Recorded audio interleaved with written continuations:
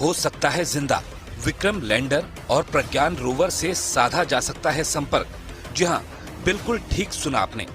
चंद्रयान 3 से फिर से संपर्क साधा जा सकता है। दरअसल चंद्रयान 3 मिशन की कामयाबी के बाद उसे स्लीप मोड में डाल दिया गया था।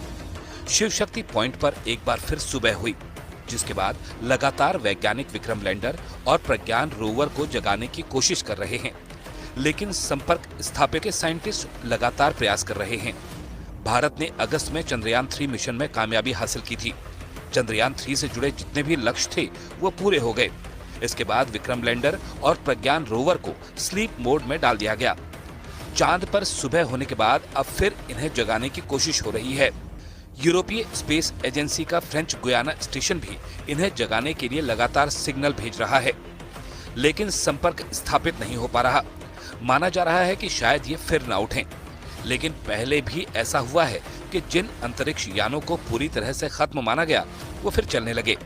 जनवरी 2018 में शौकिया खगोल शास्त्री स्कॉट टिली ने एक ट्रांसमीटर सिग्नल को पकड़ा था। बाद में उन्हें पता चला कि ये नासा का इमेज सैटेलाइट है, जिसे पृथ्वी की स्टडी के लिए बनाया गया था। स्पेस एजेंसी ने 2005 में इससे संपर्क खो दिया था। 13 साल बाद भी जब इसे खोजा गया तो इसकी बैटरी पूरी तरीके से चार्ज थी। नासा ने भी सैटेलाइट को दोबारा खोजने से जुड़ी पुष्टि की थी।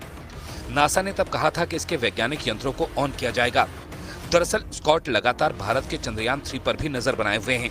उनका कहना है कि चांद पर गड्ढे और पहाड़ हैं।